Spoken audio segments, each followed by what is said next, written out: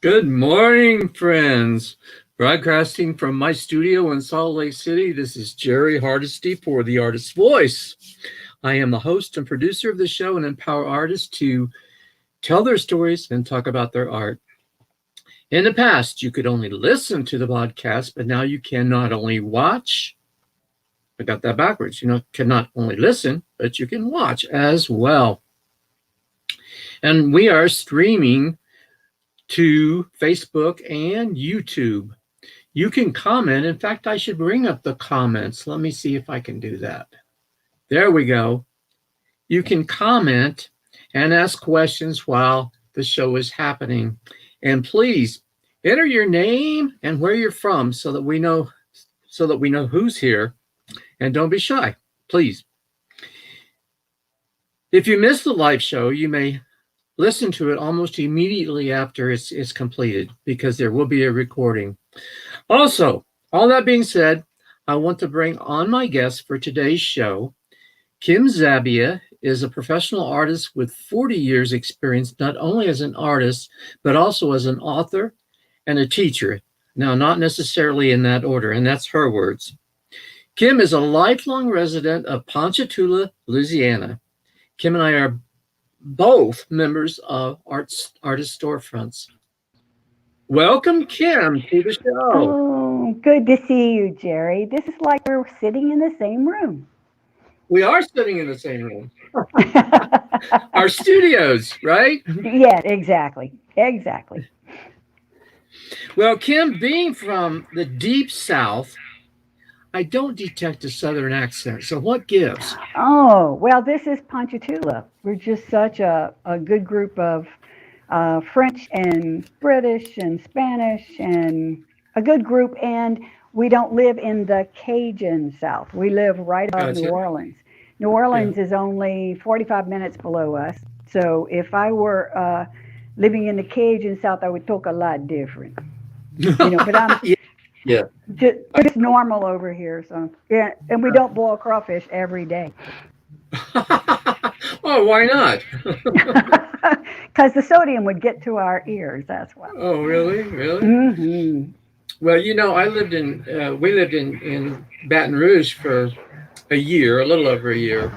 Oh yeah. And we never did experience a crawfish, pouring it all out on the table and eat. Oh, never really? experienced, no, but I did experience crawfish etouffee and some other fabulous Southern dishes.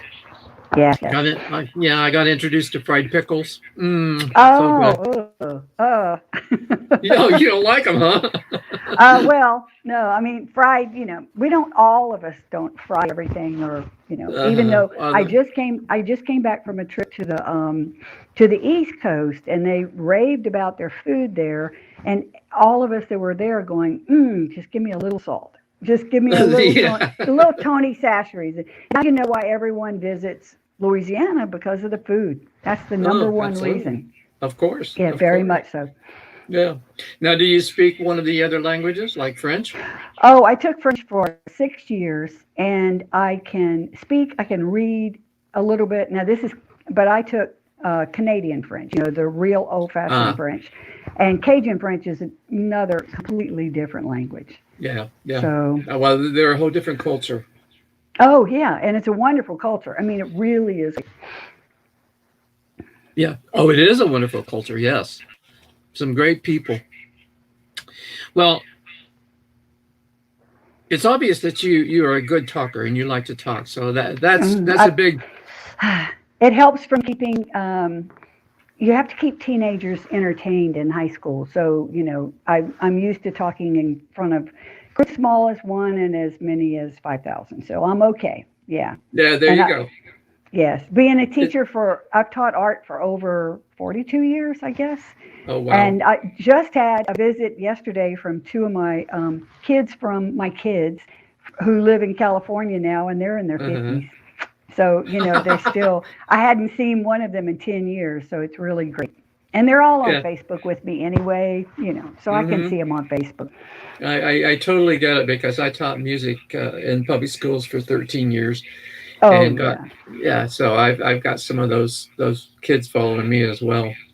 So a playful question for you, just to get Sure. you more loosened up Ah, and warmed up, which I don't think you need to be, but we'll give it we'll give it a shot. Well, Kim, as a young girl, what was your favorite toy? let's see. Probably the boat that I made out of a 2x4. My dad taught me. I was his like number one person in the workshop, Hmm. and I cut out because he showed me how to use the tools. I cut out a little flat, we call them, which is a small flat boat, not a pirogue. It's got a flat bottom. And then I put a washer for the steering wheel, so to give you an idea how big it was. And Uh-huh. that was not necessarily my favorite toy as much as the toy I remember the most. There because Sure. I was nurtured ever since I was little with easels, easel and a baseball mitt at the same Christmas. So Okay, so you were a little tomboy. oh gosh, yes. Well, my mom was too, and all I wanted to be was my mom. She was a There you go. tomboy, and her mom before her was a tomboy, and There, you know, family tradition. It's in the genes, yeah, right? yeah. She So do taught you me that still? if I kissed my elbow, I could turn into a boy, but it never worked. Well, can you Did you? do that? Oh no, it never worked. I mean, I couldn't even get close enough to kiss it. I don't understand that, but whatever. Yeah, yeah. Well, do you still have that little boat? No, no, I do have a lot of things from childhood, but I lost the boat before I even left home for college. I don't remember where I put it. I've got like the first little soap sculpture we Uh-huh. used to carve out of soap, and by high school we didn't have art in high school, and Yeah. my second love was writing, so I spent a lot of time in English and in French. And I met a woman that showed me how to do a two-part mold because I had to do a Girl Scout badge that was, and of course, the first badge I wanted was the art badge. Mhm. And because I had been, my mom actually taught me how to see. She would stop us walking along the sidewalk and pick up anything, whether it was a piece of trash or something, and she'd make us describe it. But she was that way with music too. She made all three of us sit down and she would play instrumental music and she would have us write down every instrument we heard. So it was a lesson in how to see as well as a lesson in how to hear. So those are the two basic cultural lessons that we had. Once you learn how to see, Jerry, I mean, you can draw Mhm. anything. And in Mhm. fact, when I teach people to draw, you can teach somebody how to draw in about 3 hours. And they think, oh, well, I wasn't born talented. And I went, nobody was. And when you say that to an artist, it's actually an insult. When you say, gosh, you are so lucky to be born with talent, and you go, but I've worked my ass off for this talent. I mean, all of us have. And Yeah. so it's really, really crushing, but people, they don't understand. So that's okay. No. You can't Yeah. fault them. Well, the phrase I like from a lot of people is, "Oh, I can't draw a straight line." I'm thinking, well, I can't either. I use a ruler. I use a straight edge.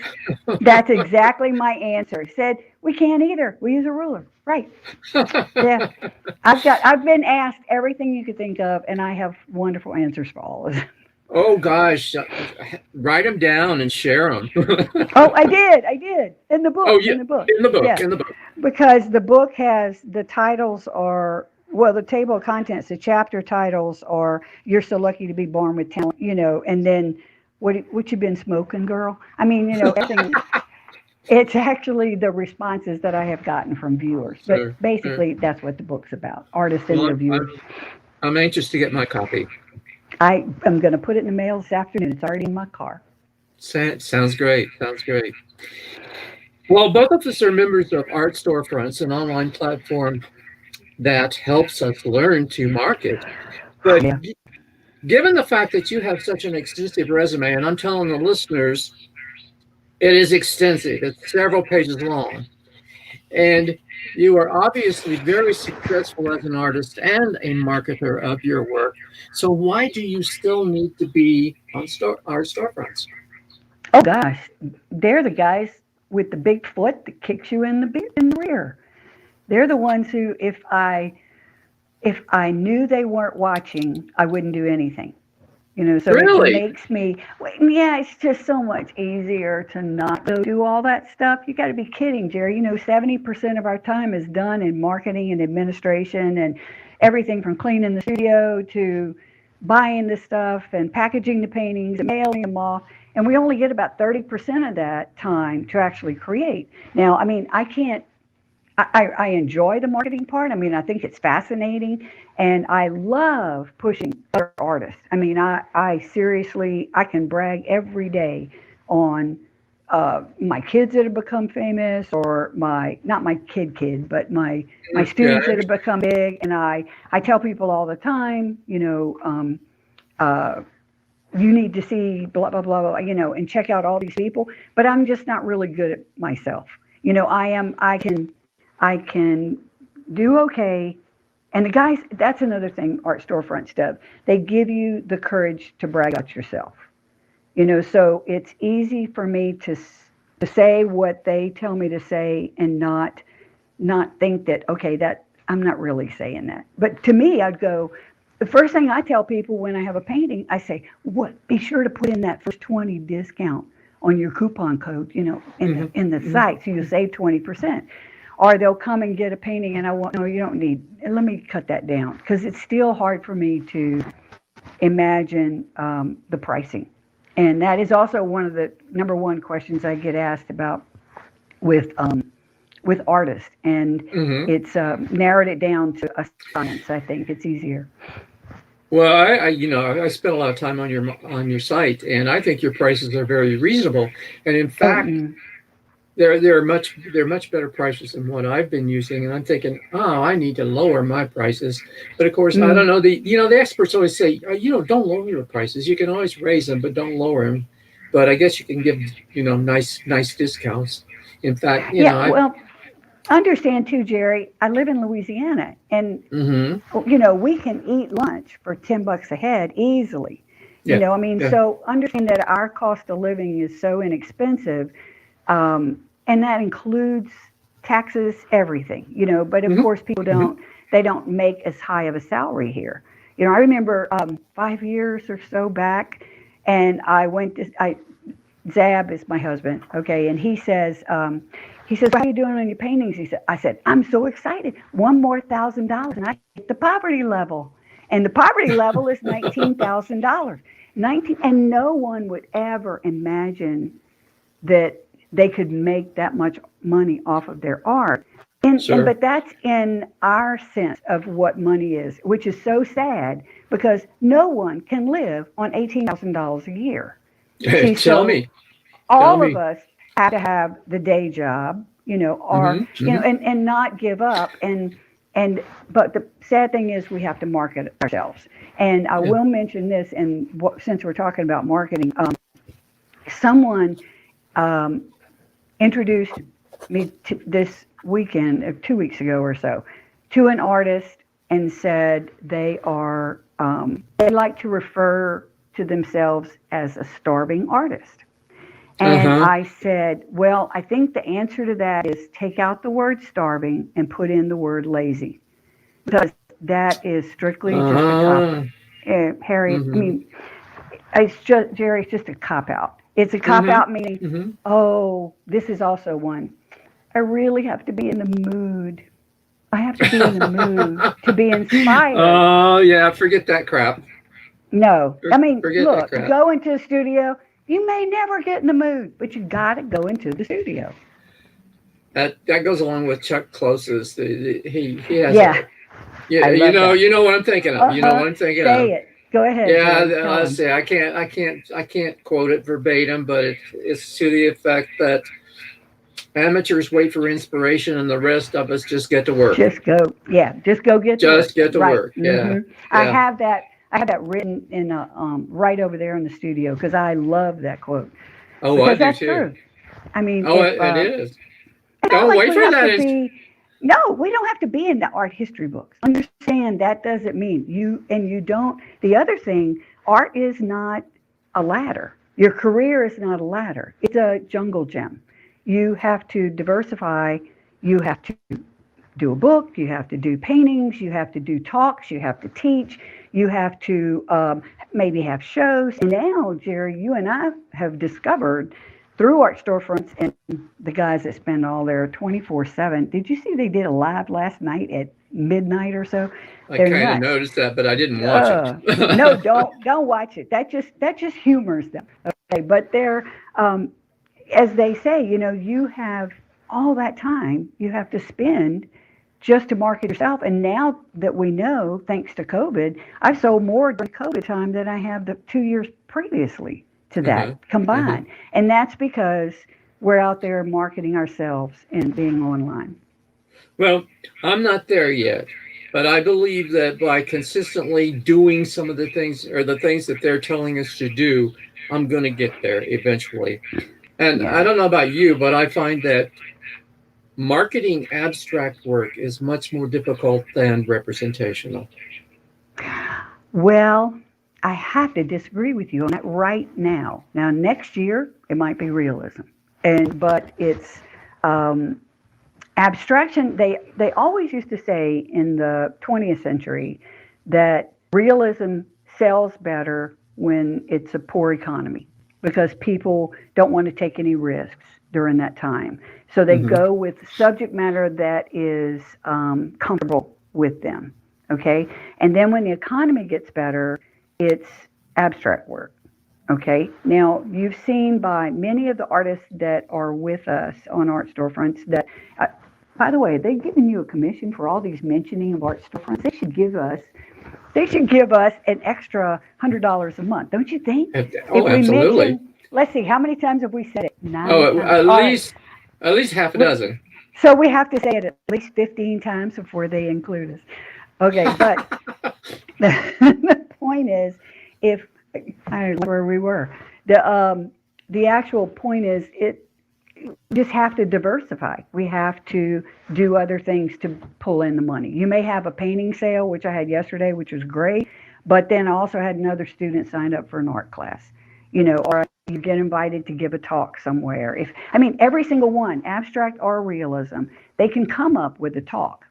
They can come up with a talk about the idea of painting. I have talks that I not sell, but I have talks that I do and make an honorarium on it, if you want to call it that. Sure, And sure. one's on the history of abstract art. The other one is just the artist and the viewer and how to interpret art. And people are just interested in this kind of stuff. And you're not necessarily going in there just showing off your work, even though your work is in the show. That's very important to be able to say, okay, here's an example, because you do it with visuals, of course, but here's an example of one of my least favorite paintings. Let's talk about what's wrong with it. See, and so that's That's good. really, really good. And then you go, okay, Yeah. now this I consider to be a very successful painting. It's not mine. It belongs to Jerry Hardesty. So what do you like the best about Jerry Hardesty? Then you take that, you post it on Facebook, you tag Jerry Hardesty, and the world is okay then. Ta-da! Yeah. Well, now I have a piggyback question that Okay. goes along with my question of why you need to be involved in art storefronts. My piggyback question, and I'm stepping on my own toes, but why do you feel like that you need another interview, say, on my podcast? Oh, I just like talking to artists. I do. Okay, I really I'll do. take it. I'll take it. Yeah, because I love people talking about art and talking about the people that are there. And there's so many misconceptions. Oh, granted, I do know that most of the people that are watching or listening to this podcast are artists. Okay. Yes, But there are yes. some that are not. There are some that I like to call shadow artists, which I've seen the term many times, but they're people who have always wanted to be artists, but they didn't think they had the talent. All right. But they also nurture artists and buy their art and support the art and don't realize that they could actually become one themselves. So there are those listeners out there too. So I Yeah. want to make sure we can adapt to them. But Exactly. Well, on art storefronts office hours, Patrick, who's one of the hosts, as you and I both know, stated that he was reading in Conversations with Picasso that when Picasso died, he had 45,000, maybe I've got that number wrong, but 45,000 unsold paintings. And I find that very overwhelming, and it made me feel good because I don't have 45,000, but I got several hundred. So Kim, do you have a large inventory of unsold paintings? No matter what, it's one of the chapters in the book, Jerry, and you haven't even read the book. This is pretty good. It's on all of us normal people, all of us normal artists who are gonna, no matter what, we're all gonna end up our life with tons of inventory. Okay, and Picasso, on the other hand, unlike us, he did one every single day, if not two. So he would buy a house, fill the house with his 365 works that year, and then he would fill the house and he would go buy another house. I mean, because from the 1920s on, he didn't have to need, the only thing he spent his money on was different women. And if he hadn't had all the different women, if he hadn't had those 5 specific different women, he wouldn't have changed styles either, but we're grateful to them for that. But he had so much work because he did so much work. And there are so many artists out there that do tons and tons of work. He also lived to what, 91, Jerry? Didn't he? He was in his 90s. Something like that, but yes. If we live till then, do you think we'll have 4,500 works left? I hope not. Possibly. Maybe for you. I'm closer to 91 than you are. But oh no. Oh yes. You're oh a yes. kid. Are you 68 and a half? Are you 68 and a half? This is what 68 and a half looks like. Well, how about 76? Oh, you really meant 67. I wish. My oldest child is 54. Well, I didn't have a first child till I didn't have one child till I was 30.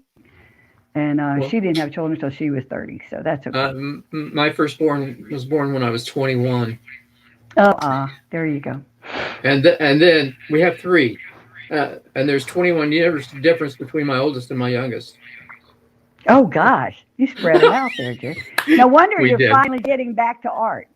Well, actually, that's a long story, and I don't want to bore you with it. But yeah, I finally got back to art after I worked for corporate America for a number of years. So, oh, gosh. Anyway, so yes, I have a large inventory, and I'm glad to know that I do too. I figured you must have. Because I think you're pretty prolific as well, are you not? Yes, I do. Do a lot of work. Now, when I was teaching high school full time, I was lucky to get 5 or 6 paintings done in a year. Now, of course, you always think you'll never do as much as you did in graduate school. I mean, by the time I finished that MFA, I was like, I had a whole series of, over the course of 2 years, 78 paintings. And now I do probably 120 paintings a year, easily those. And we're not talking babies, we're talking larger pieces. And good size pieces, so, yeah, they're good size pieces. And but when I was teaching high school and I'd only produce that few, people would still ask the same question. How long did it take to paint this? Okay, what's your one answer? Of the questions that artists should not answer. Okay. And yes. But what I would tell them, okay, Mardi Gras holidays, Easter holidays, Christmas. We had off Martin Luther King Day. That was another day. That's how long it take me to do this painting, because that's the only time I had to paint. But the answer to that question is, I don't know. And the thing is, you really don't know. You're in a right brain experience where time just flies by and you really don't know. But the number one marketing reason not to say how many hours you did, is because most lay people judge everything based on an hourly wage. Okay, so if you say, and you never go, oh, this old thing, oh, I just whipped it out. You go, oh, never say that. And I mean, if you have to, in fact, if somebody asks you to do a commission, you finish it, and then you hold on to it about a week and go, oh, I was so busy with this commission. But they take the price of the painting, they divide it by the hours you just told them, and figure out what your hourly wage goes, I'm not paying that. You see, so instead of looking at art as, I want this piece just because it makes my heart beat faster, which is the only reason you buy art. You don't buy it for the investment, even though many artists work. I mean, we bought art because our heart beat faster, and now it's more valuable, which is great. But most people are not going to sell their work. So if they're thinking about it as an investment, but not because you think it's a good deal and you got it, for little or nothing. Because then what they do is start to bargain with you. Go, well, if you only put 3 hours in it, how about this? And how much, this amount of money instead of what you're asking. Yes. So, yeah, I use the same answer. So you and I must be a lot alike, because I'll say I don't know. Yeah, you know what you can say if they really want an answer, and they go, no, really, Jerry, how long did you take to do this? You say 30 years. Yes, 30 I've used years. I've used that as every time someone does a work, they're actually building on all that experience. Yes, yes, and I'm sure you're like me that, and I forgot where I was going with that. As to how long it takes. I mean, how long it takes differs also with every piece. So you can't. Yes, it is. Now I do tell young artists, please do keep track of your time. Okay, if you are a slow artist, someone who really painstaking over it, maybe you do photorealism or something, which is great. You should be going slowly. But if you're doing like pen and ink and you really want to sell fast, and then you're not going to be able to do that because you're a slow artist. You'll never make your money back on that. So do like we have the opportunity to do with our websites, is to go the print level. I mean, the print option means you're going to get more mileage out of the original that you sold. But if you are, what they should do is to just mark down on a piece of paper when they started a painting, and then when they stop each day. And then that way they can kind of figure how much they want as their labor per hour. But when I price things, I've figured it out the first time, hourly wise, materials wise, and then profit on top of that. You can't just say my hourly wage is this, because you've got to have enough profit to buy the materials to make the next one. And it's also too, Jerry, people don't realize when you're buying a painting, you're buying that one plus the 5 you messed up before you got to that one. But it's all it's a culmination of things. You're using studio space, electricity, and all the other stuff. But then I narrowed it down to a square inch price. And the square inch price to me is the most important, because the square inch, people, I don't care how much you spend on that tiny little piece, people, they judge it by size, which is terrible. That's right. Which is really terrible. But you're dealing with people that don't really know about art. But that's really the only fair way to price it. And when I first started selling, I priced my work at $1 square inch, which is very, very, very, very cheap. But I didn't figure in all of the other expenses that go into it. So I developed an 8-tier system. So in other words, my small pieces, like an 8x8 inch piece square, I would charge $3.50 a square inch, and then for my larger pieces would go up to $1.50 a square inch. Yeah, so you can do that. You can get away. It's more equitable. It is, and I did, and it's also based on your price will also be based on supply and demand. It also is based on how famous you are in your community, because most people sell locally, and how, not necessarily famous, but how well you sell there and how much you're out there.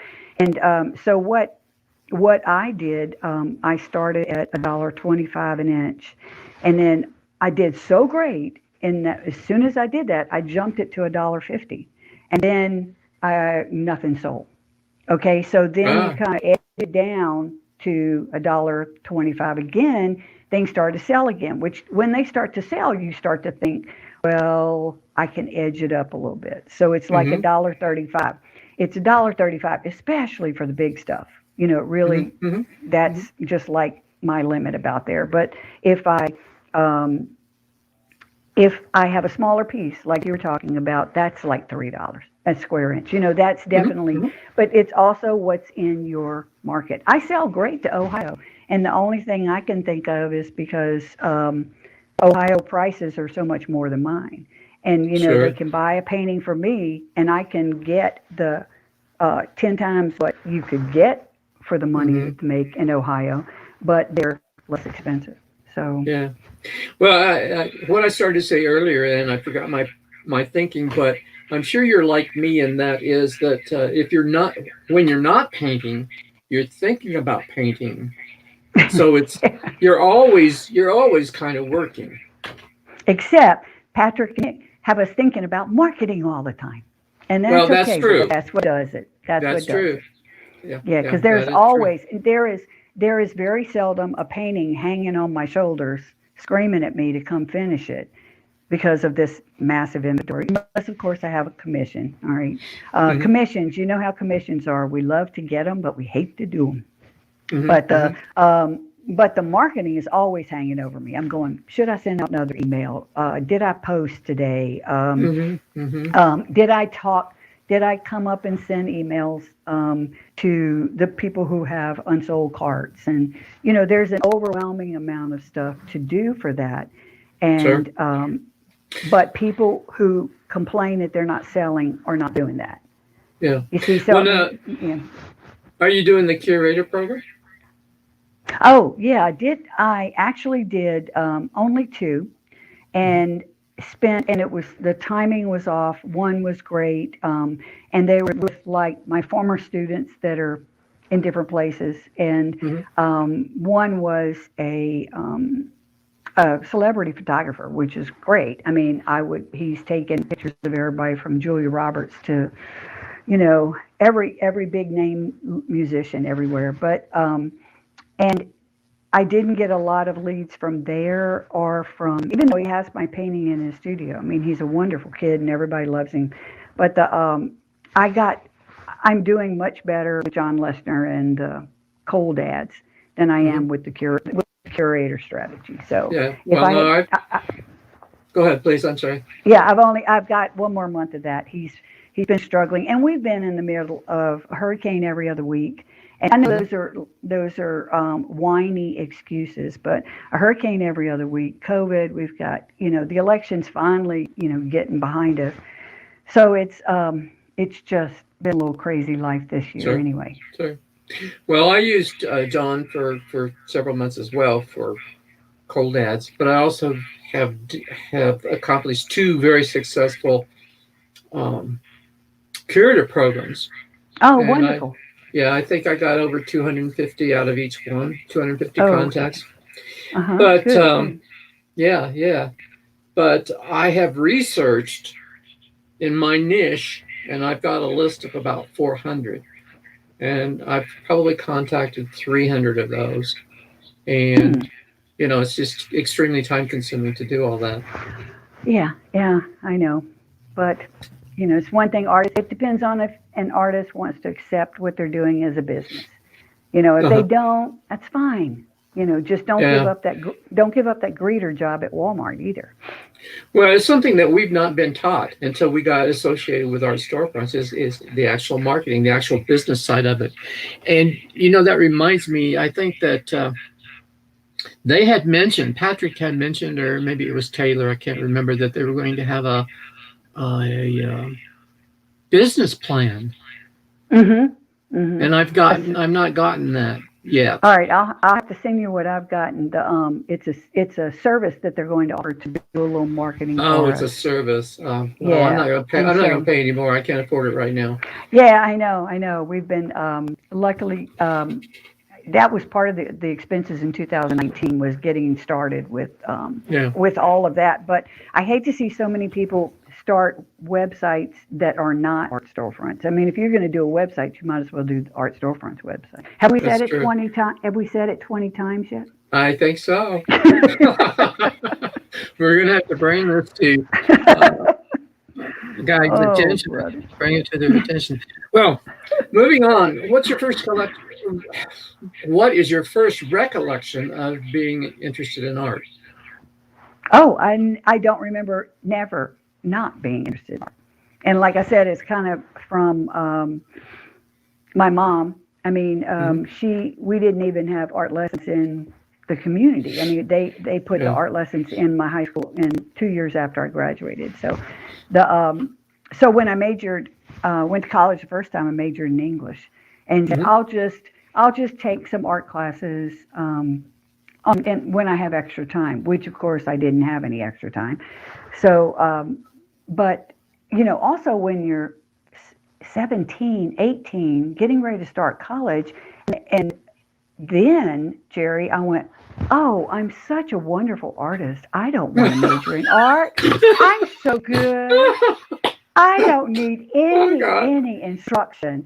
And of course, by the time I'm 28, 8 years later, and I'm going, oh my God, there's so much I don't know. So then I took an art class when I was 29, and I have not. I've been like a sponge ever since, and had to Hmm. went back, got my BA in art after that. I had been teaching English, and then I went back, got the BA in art in 79, 80, 53 hours of art in 2 semesters and 2 summers, Wow. nonstop, no break, and it was divine. It was so great. Um, and then I went back and I started teaching art until, let's see, 1987. So I was 35 years old. Okay. And then I went back, got my MFA, and that was about 5 years. It was forever. And it wasn't, and I can promise you through the BA, through any other course, through the entire MFA, not one word about selling your work. And Yeah, yeah, yeah. no market. Every single artist needs to get a minor in business administration or Hmm. marketing. Hmm. Just marketing would be phenomenal. Yeah. And I would have done that. I'd have done that in a heartbeat Hmm. but of course, your parents back then, they said that a woman can only be a secretary or a teacher or a nurse. And Sure. I went, oh, teacher. I've always wanted to be a teacher more so than an artist, more so than any other thing that I've ever done, Hmm. and still do. I still can't live without teaching. So, That's but awesome. the key is no one educated us. Even when I brought it up at my MFA in LSU, they went, "You shouldn't be worried about that. You should just produce. It's the process. It's the nurturing. Oh It's the God. fulfilling." Just and they had such bad teachers, such bad art teachers, that they would come in a drawing class and they would say, just paint how you feel. And you'd go, I feel like crap. Do I paint like crap? Or just draw what you feel. Oh One guy God. even told me, you can't, when you're in your right brain, you're not supposed to name anything. You can't, Hmm. that's how to draw is you just look at it and draw the lines, regardless of the lines the side of a profile of a face or it's an apple. And he said, here's a still life. Now, in order for you to draw the objects of this still life, you have to know the name of every object. You have to know the function and how it works. You have to become that object. And his still life was full of car parts. Car parts, Jerry. I don't know squat about the motor of a car part. Oh And I God. don't know, I still don't know what I drew, but I just ignored it because I couldn't name them. I didn't know what they did. So, which was perfect because then I could draw them. But Oh God. don't get me started on bad art teaching, Jerry. Come on. Yeah, And you're the most dramatic guest I've ever had, and it's oh, extreme. It's extremely entertaining. I'm going to let you in a little secret too. My sure. wife my wife is watching in the other room on her Oh, on her, on her phone, and she's going to be hello, Mrs. critiquing. Hardesty. she's Yeah, I'm going to Mrs. Hardesty. she's going to critiquing this. Well, you She's know what going to. she's going to do? She's going to go back and cut half of this too. So, Oh no, she's not. No, she's not. no. Oh God. Oh my God. I'm crying here. No. Here you go, Jerry. Here Yeah. you Oh, go. thank you. Thank you. Thank you. I Yeah, thank appreciate you. it. Well, 40 years is a long time to be passionate about any one thing. So I have a real question for you. You may live to be 90, but will you be buried with a paintbrush in your hand? Oh no, no, oh no. I would be buried with every other student. I tell people, like even when I taught high school, one of the most important things to me is the golden mean, and that is basically asymmetrical balance. All right. And I said to my kids, I said, when you come to my funeral, you better look down on that casket. You better say, I remember the golden mean, Ms. Zab. And then about 10 years ago, I got a Facebook message. Could have been 10. No, I couldn't have. It had to be a text or an email from one of my kids who was like 40, and he was in Afghanistan. And he said, Ms. Zab, you won't believe this. I walk out of my tent this morning, and the first thing I thought about was the golden mean. And I went, that's pitiful.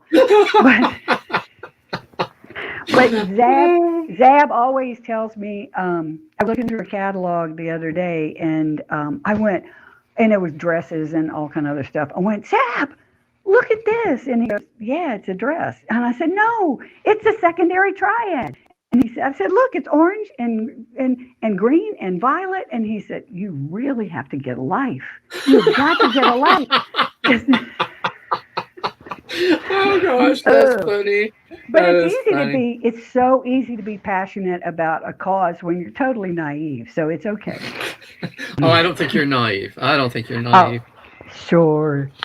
I don't think I am. Okay, all right, we'll do that. Well, on your website, you have a paragraph that really caught my attention, and you call it "Inside Thoughts," and I'm going to read that. It's a pretty long paragraph, and okay, so I'm going to quote you, and it is quote. I got to find it. When I work, the paint and I are in constant dialogue. I have my ideas, and the paint has her own. Without this silent discourse, the concept cannot be resolved, so the painting waits to be completed at a later date whenever I decide to surrender. It takes strength on my part to let the paint win, not to judge or second guess it, because I know that the paint will reveal my lifelong struggle between freedom and control and the depths of my subconscious, which I would prefer to hide, unquote. Oh, so dramatic. Okay, that was me in a serious moment, but it's actually, well, I do explain that in the book too. What artists need to do is just to get out of the way and let the paint do its job. Okay, that's basically it. And if an artist plans a painting ad nauseum before it begins, it's going to be a disaster. So I just wanted to warn them. Okay, and so if they're open to artistic decisions along the way, it's going to be great. It'll be fine. It'll be open. And so my problem before my MFA was I was total realism.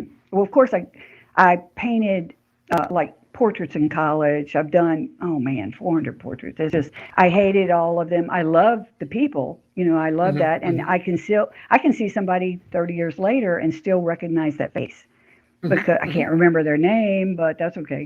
But the realism was I got to my MFA and I was still doing realistic work, and one of the most wonderful people in the world, Ann Harding, who lives in New York now, she says the problem that you have is that you're not painting. You are coloring in your drawings. And I went, that's exactly what I'm doing. I am painting like I teach. Now, when you teach, you've got to know every second of what those rascals are going to be doing every minute. Okay, so you plan every single part of it. So, I mean, when we ask whether you're left brain or right brain, and you fold your fingers like this, and the thumb that's underneath tells you which your stronger brain is. What you got? Left. And mine's left. But your point is you can't be a teacher if you're not left brain. If you're not to the point where you can organize and speak about your art. Now, if your right thumb is on the bottom, you're more right brain, but that also probably means you may not be as organized as you want to be or whatever. But the key here is that that I was doing my paintings the same way that I was planning my classes. And yes, I would rather do a lesson plan than a painting. I admit it. But the key is you can't paint that way. That's not what painting's about. Painting is throwing away the pencil and actually putting the paint down on the canvas. And within a weekend, I promise you, right after seeing her, I went back and I went, oh, what the hell? It doesn't really matter. It's just going to be, Mhm. you just have to act like it's going to be a piece of garbage. Okay. Mhm. And Mhm. I threw the paint down. Only decision I made was to start with yellow because when I looked over at my paints, it was the highest um, bottle on the shelf. Okay, and Mhm. that's what made me grab it, and that's what I started with. And then all of a sudden, over the weekend, my paintings took a drastic change, and they became more abstract and more. They were more about painting. They were much more about painting than they were about my goal. I mean, like if someone were to ask you, I know when I taught English, I would say, um, "Oh, really? You love poetry? That's wonderful. Why do you want to be a poet?" Because I want to change the world. And my answer was, "Then you'll never be a poet." Now, if you want to be a poet because you like to play with words and you like to hear sounds and you like the way a word falls off your tongue when you say it, you'll be a poet. And the same thing with a painter. I mean, if you want to get in there with some passionate statement and try to change the world, you may do great. I mean, if somebody believes in your passion. But if you want to be a real artist, just enjoy your paint going down the tube. I mean, going down the drain and watching it mix and getting paint all over your hands. My husband Mhm. finally stopped giving me gift certificates to manicures because it's just like this is a badge of honor. All this crud in my fingers are a badge of honor. Mhm. So, but anyway, it's just a really different kind of profession. But yes, I got out of the way and let the paint work. And then what I would do is I would put the paint out and then prop up the painting and let the painting talk to me. Mhm. And you cannot leave and go get a cup of coffee because when you get back, it's lost. I mean, you. I turn it on all four sides because if it's a good painting, you've got to like it on all four sides. You and if you don't, then there's a problem there. In other words, when you paint, no matter I'm talking realism or not, you've got to Mhm. have. If you've got red at the top, you have to have red at the bottom. If you've got the blue on the left, or if you've got lots and lots of texture on the left, and you have just simplicity, you got to spot a little bit of texture on the right, just for Yes. the whole Yes. sense of color balance, texture balance, and everything. So if you turn it in all four directions, then you decide once you find what you love to be able to pull that part out, then you can leave on that one side, and then Mhm. start to produce and start to move. But yeah, when the paint, and notice the paint is a woman, by the way. I did notice if you noticed that. No, I Um, noticed that. I noticed okay, good, good. that. But if I get out of her way, I'll let her have her job. I'm not going to be entered into a male paint, please. Okay, well, I'm not calling my paint her. No, no, no. I'm bad enough as an enabler to my poor husband. So, okay, talk a little bit about your process. Okay, I am now. Well, let's start with materials. Gesso board from Ampersand and I are best friends, and we. It's just super professional. I mean, I use a 2-inch thick gesso boards. Hmm. I've tried the clay board and the aqua board, but the gesso board works the best for what I do. And then I use only golden acrylic, and it's just the best acrylic in the country. And Hmm. but the the one thing that people need to understand if they're going to sell or if they're going to buy, what you're buying better be made with artist grade material. Okay, Yeah. and what you're selling better be made with artist grade material. And I'm not saying um, don't paint with student grade, but don't sell it because you don't want to come back and be sued by somebody who loses all the color within 5 or 6 years because Mhm. artist grade paint is going to retain that color, it's going to retain that intensity, it's going to retain that value when your grandchildren have grandchildren. And there are countless artists that have, from Julian Schnabel and his collection of car parts, and even, Andy Warhol, and the people who used to paint in oils and didn't prepare the surface correctly and it cracked. I mean, the oil paint was really big in the Renaissance because it was brand new. We're lucky enough to have acrylic that was invented in our lifetime. So, well, in your and my lifetime, Jerry, we don't know about young artists. But anyway, it's wonderful. But if you're not sure, because you're going to go into an art supply store, and if it's a chain, I guarantee you're not going to know. You're not going to find somebody who knows anything about paint. If you go to a mom and pop store, you're in great shape. They know everything. But if you can't tell, artist grade paints are all different prices based on their toxicity, their scarcity, and their common use. I mean, but student grade paints are all one price. So you can look up at the rack and they all say $6.50 a piece, for every two. So that's the easiest way to know the difference between the two. But when I paint, it's all artist grade. And then I start by wetting the surface and throwing the paint out there. And I use high flow. They came up with, Golden actually started with heavy body like most people do. And we're still using the same tubes that were invented back in 1880. Windsor and Mr. Newton decided that their hypodermic needle wasn't working so well, so they created that metal tube, and it's the same way we do it now. But what Golden found out was that people were weakening the heavy body to be able to paint in watery versions of it. And when you weaken, most paint is just pigment and a binder to hold it together, and the like, for example, tempera is just pigment and egg yolk. But with acrylic, the acrylic polymer that they use to bind it, when people were watering it down, they were weakening the binder. So what they did was to keep the binder stronger. And then in the 90s is when I switched to Golden. They came out with fluid acrylics, which is much thinner, because I love to paint thin. I don't like thick texture, and I don't want it as painterly as some people do. I like thin. And so, and then about 5 or 6 years ago, they invented high flow, Golden did, where they made it even stronger binder but thinner paint, but the same pigment.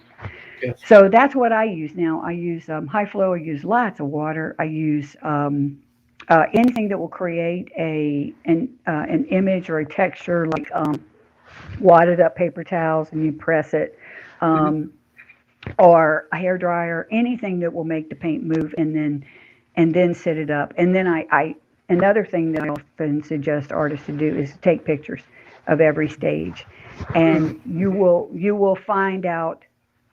You may not learn something this time, but as soon as you take a picture of it, you are then an observer looking at your work. You're not the artist anymore. And that's the most important thing, because it's so hard to get, you're so wrapped up in it. It's so hard to get an objective look at it, So anyway, to take pictures, and then sometimes you take pictures and here goes picture number 6, and you went, damn, picture number 5 was so much better. I just ruined it. But if they decide that and I often say this too when I give a talk, when you've got, when you're painting, you're walking on a fence, okay? The painting could fall on one side of the fence and it would be a masterpiece. Or it could fall on the other side of the fence and it would be trash. But you've got to be at the point in your painting where you don't care if it falls in the trash. That's the only time it can become a masterpiece.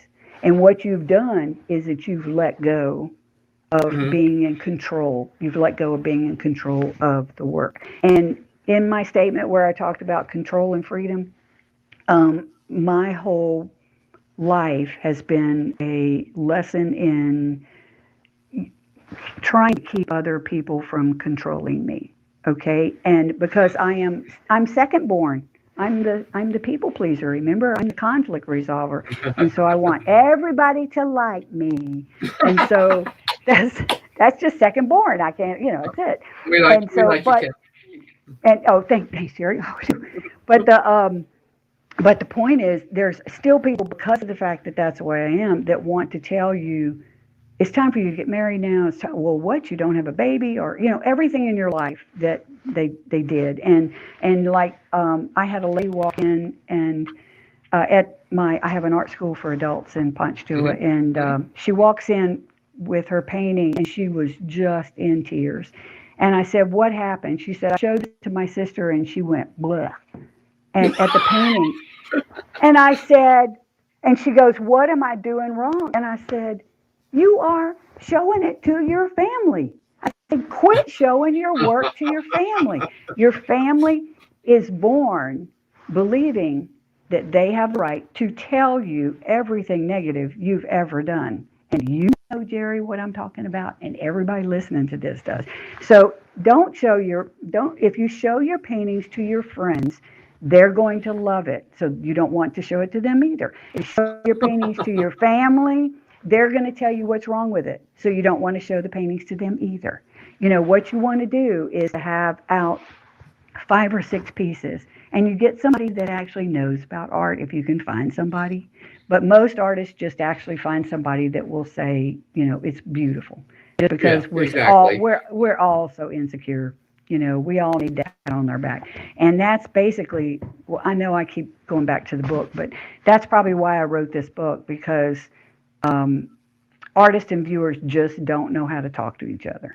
And viewers are so important. They don't understand that artists are so insecure that they actually control art history. And they control everything that artist does after that, whether they burn a painting, and even whether they admit it or not, whether the artist actually admits it or not. The artist could be just cocky and arrogant as he wants or she wants, and she's still going to be affected by what she heard. Now, not necessarily that you're listening to one person and you go back and zero in on it, but I promise you, I can hear somebody go, "Oh, there's no blue paintings in here," and next time I go to the studio, I'll go, "Okay, who cares? I'll try blue. I don't care." But you got that in the back of your mind, and it may be totally subconscious. You don't realize when you're going back in there that you're creating a stroke, that you just happened to sell that painting 2 weeks ago that had that look and that style, and you're going, maybe I was on to something, So, and it's why when Zab and I, for our anniversary every year, and this coming November, we've been married 46 years, and for the anniversary, congratulations. Yeah, thanks. He's so tolerant. When we had for our anniversary, we don't buy gifts for each other. We buy a piece of art for the house. And when we buy it has to be from an artist we know, but it also has to be in the style that we want to nurture. Let's put it that way. And it's like saying, we have 2 of Martin Needham's sculpture, and he's an art teacher over here in Slidell, and about an hour away. And I love those 3 pieces of that style. So it was like saying, "Martin, I'm buying this piece. I really want you to do more of this because it's so great." So that way, so regardless, sales do matter to an artist, no matter whether they'd like to think it's the process too. But it's not the end all, but it sure validates things. Especially when you've got $26 in your checking account and you have to buy another canvas.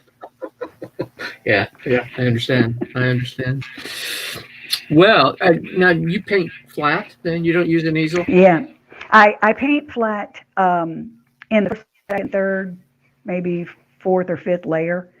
Anytime I want to be able to move it myself, because as soon as you prop up what I do, it all runs down because it's very watery. But then I have a big mama easel that I prop it up on, and that's the best way to really see it. To be able to back up and walk up and back up and walk up. And there are lots of things I can do and want to do standing up when I paint, whether it's moving things down with my finger. I paint a lot with my fingers, and are making it move, and twirling it around and stuff like that. I have great biceps. Hey, do you have one of those easels that turns? No. This is just because I don't use it as much as if I needed it. But yeah, I've looked at those with the with the Lazy Susan even kind of feel that you can Yeah, flip it that's what I around mean. really Yeah, fast. Yeah, yeah, yeah. yeah. But if I painted more on easels, I think I probably would do that. But the problem is it only takes like a 24 by 24, and that's I, probably my small. I That's don't know. my smallest size. That's Yeah, really yeah, about the smallest as I go. I have some that are like 16 by 20, but most of yeah, mine are like 30 by 30 or 4 by yeah, 4. yeah.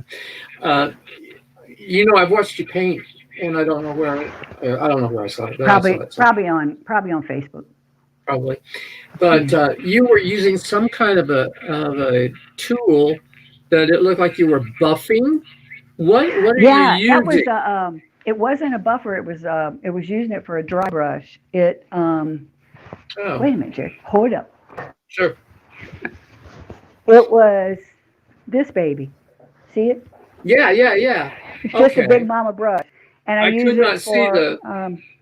yeah, and I use it for a dry brush. Really, see, it's even got stained and white on the top. Uh-huh, So when uh-huh, I get in there and with dry brush, it's a way to soften, and you load up your brush with paint and then you wipe it all off. But it also has to mhm, be dry, a dry brush. The only mhm, time you ever stick a brush in paint first instead of water. And that's what I was doing. I found areas that I wanted to soften. So I mhm. popped some paint on here and just kind of You popped ran what on it? across. I put paint on here, wiped it Okay. all off, and then started buffing the top of it so you'd see this kind of misty cloud. Um, and then you have to really wipe it all off, or it'll come out with paint, and you'll see tons of paint, and you just Mhm. want a little bit. It looks like you took chalk and went over Chalk. your surface. It looks like you a chalk finish, but it's not. It's a real paint, and that's a dry brush Any technique. color of paint then? It depends on which one you use at that time. Yeah, if you Okay. want it to gradually go darker, you use a darker tone. Where'd you get that brush? I don't remember. It's really old. I tried the old shaving brushes. It's an old. It's probably the closest thing to what you'd find online as a stencil brush. Because Hmm. it's got that Yeah. flat surface. And Yeah. I have about 5 other brushes of different types that are like this flat. Okay. Well, I wondered. I couldn't tell what you were using, but I knew you were doing Yeah, something to buff it. my another best friend. Yeah. Yeah. Well, you relate instrumental music to abstract art. Can you talk about that Hmm. just very briefly? Sure, sure. It is you'll find when people talk about abstract art, one of the first things you'll hear is, I don't get it. Yes. Okay. Now, when you go to the doctor and they're playing instrumental music in the background, or I used to call it when you go into an elevator and you hear it, but you don't Elevator really music. hear music. Yeah. You don't hear music in the elevator anymore. You don't turn to the person next to him and say, I don't get it. And Yeah. because with music is supposed to just make you feel. Well, that's all art should do. Okay, you shouldn't look at that and go, "That's the best looking picture and wine bottle I have ever seen." You don't Mhm. look at the subject matter. You should just look at it and feel.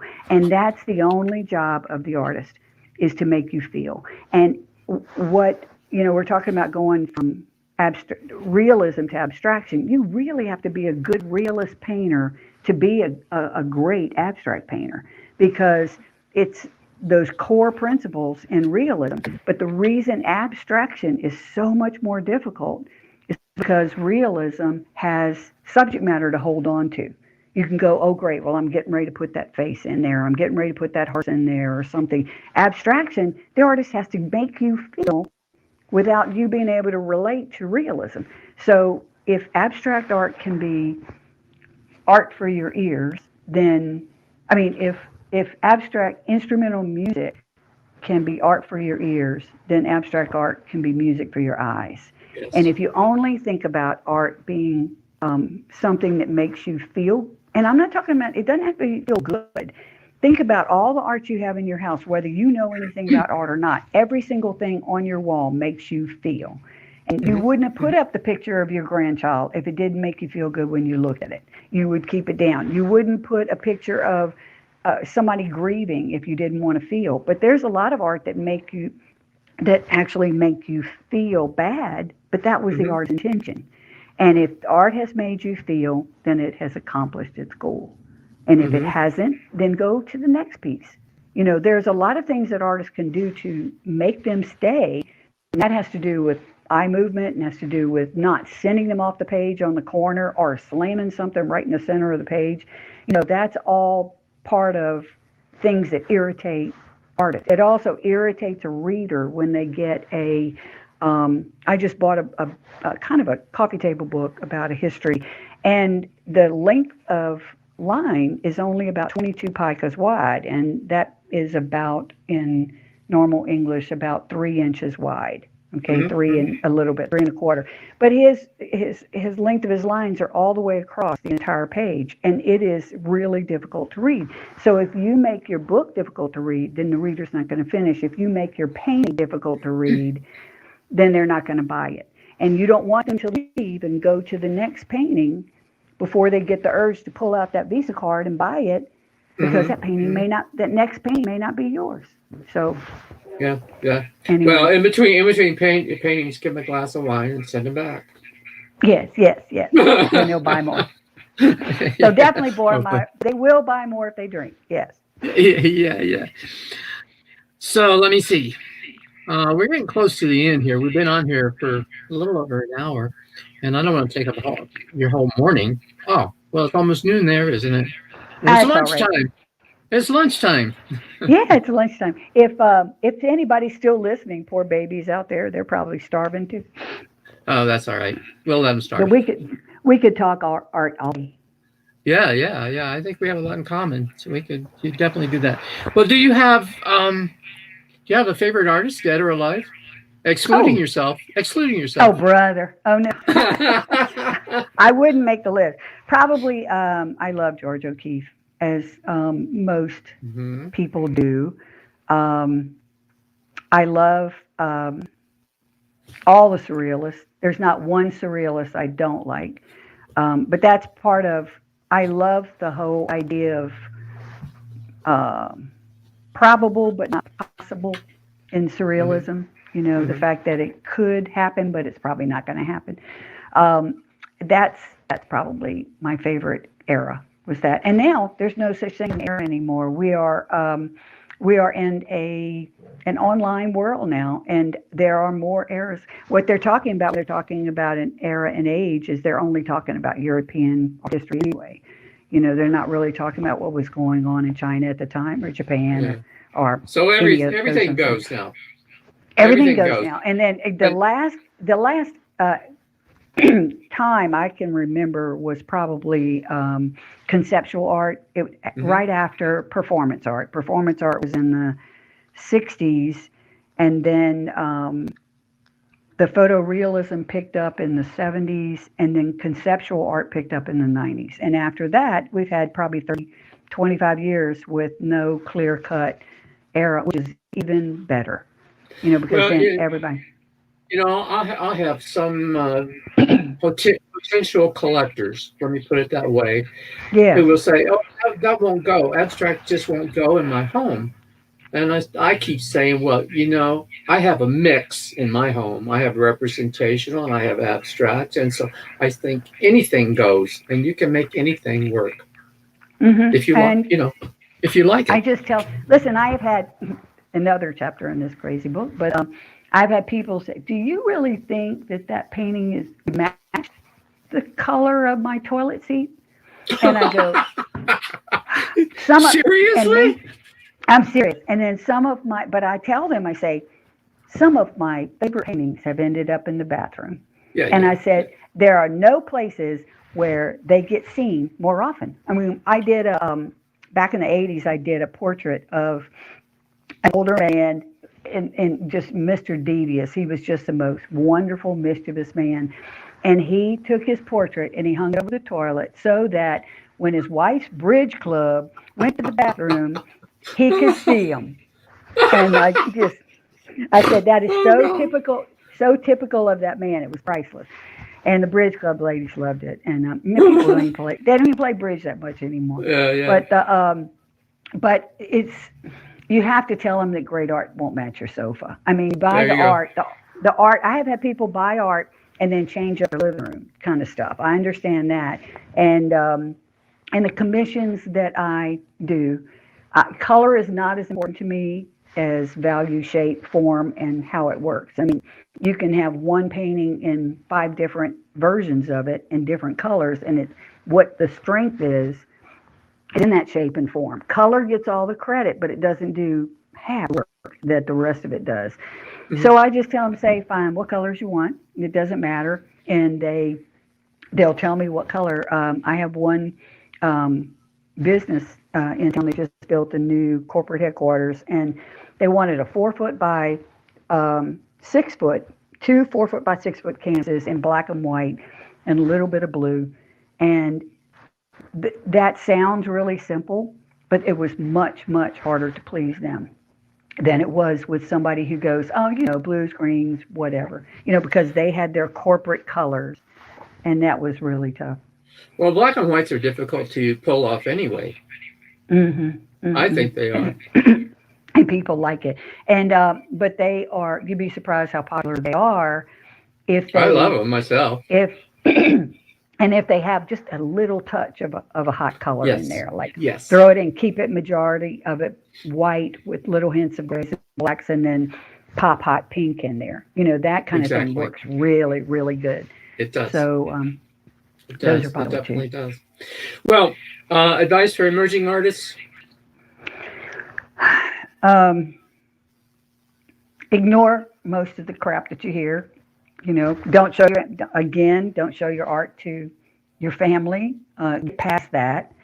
My sister gave away the last piece I gave her, and she gave it away to a yard sale. So that was the last piece I gave my sister. But and to emerging artists, stop giving your stuff away. I'm not talking about making it cheap. I said just stop.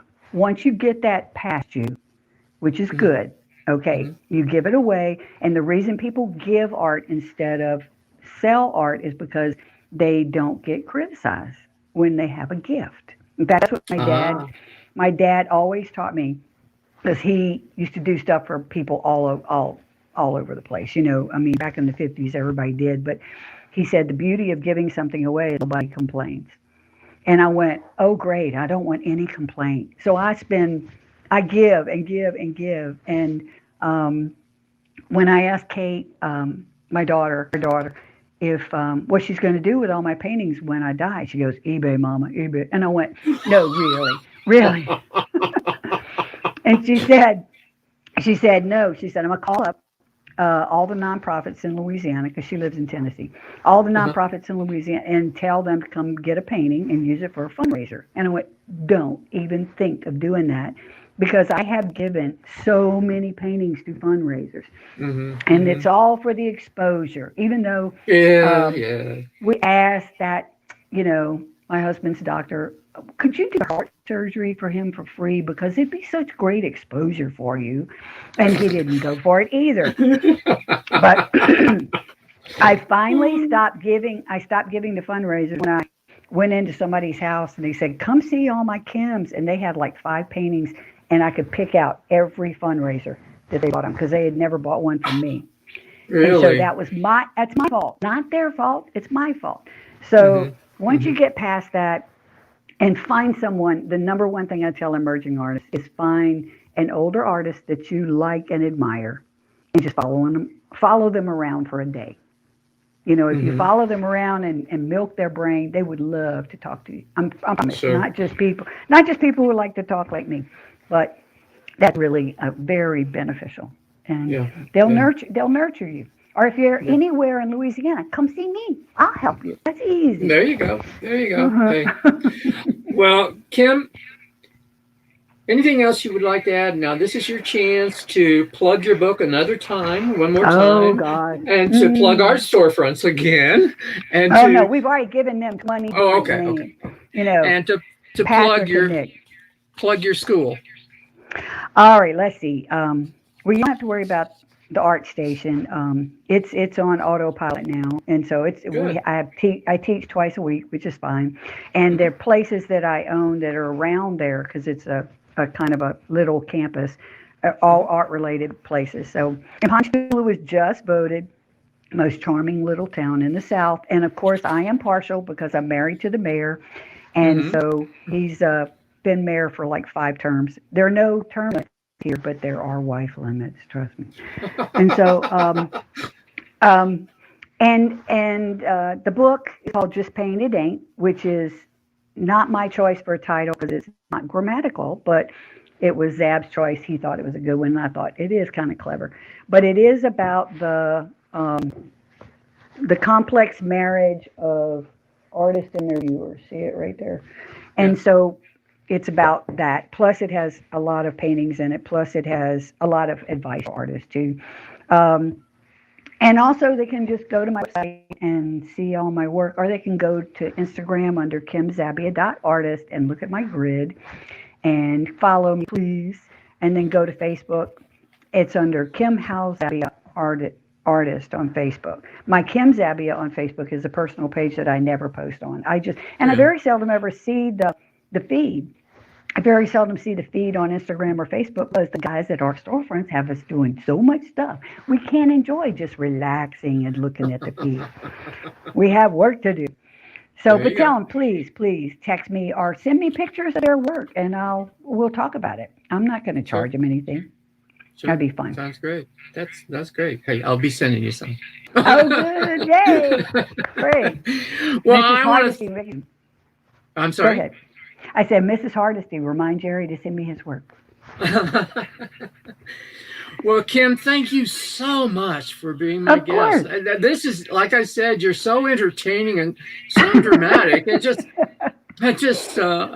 surprised me. Well, maybe not. Maybe not. I knew you were a good talker, but I just didn't know how good you actually are. So I'm very Jerry. impressed. So thank you Well, so much.